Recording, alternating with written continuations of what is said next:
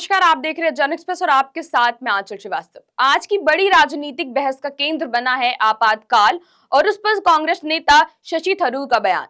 जी हां, एक बार फिर से कांग्रेस के भीतर से उठी है वो आवाज जिसने पार्टी के काले अतीत को आईना दिखाया है।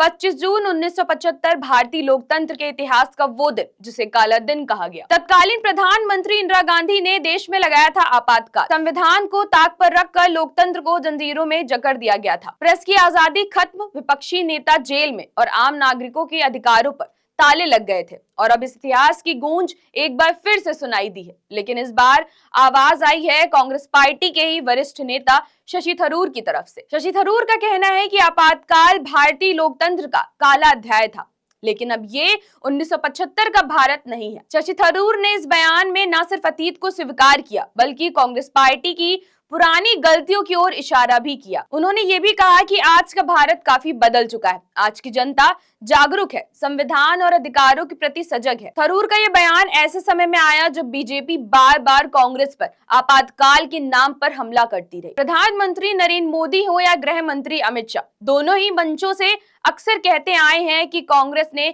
देश को तानाशाही की ओर ढकेला था। प्रधानमंत्री नरेंद्र मोदी कई बार कहते हैं कि आपातकाल में देश को जेल में तब्दील कर दिया था, तो वहीं अमित शाह कहते हैं कि लोकतंत्र को कुचलने का सबसे बड़ा उदाहरण आपातकाल था, जिसे कांग्रेस ने लागू किया था। कांग्रेस पार्टी अक्सर बचाव में कहती रही है कि वो एक भूतकाल की भूल थी जिससे सबक ले लिया गया, लेकिन शशि थरूर के इस बयान से कांग्रेस की कथनी और करनी में फर्क को लेकर सवाल जरूर खड़े हो गए। आपको बता दें कि ये पहली बार नहीं है जब शशि थरूर ने पार्टी लाइन से अलग राय रखी हो। इससे पहले भी वो कई मौकों पर कांग्रेस की आलोचना कर चुके हैं, चाहे वो हिंदुत्व को लेकर बयान हो, नेतृत्व को लेकर सवाल हो या फिर संगठनात्मक सुधार की बात।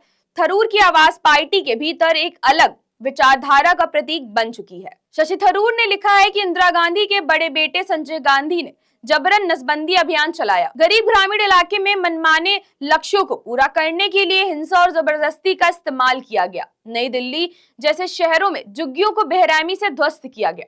हजारों लोग बेघर हो गए और उनके कल्याण पर ध्यान नहीं दिया गया। अब सवाल ये है कि क्या कांग्रेस पार्टी इस बयान को खुले मन से स्वीकार करेगी या फिर एक बार फिर से पार्टी के भीतर मतभेद खुलकर सामने आएंगे।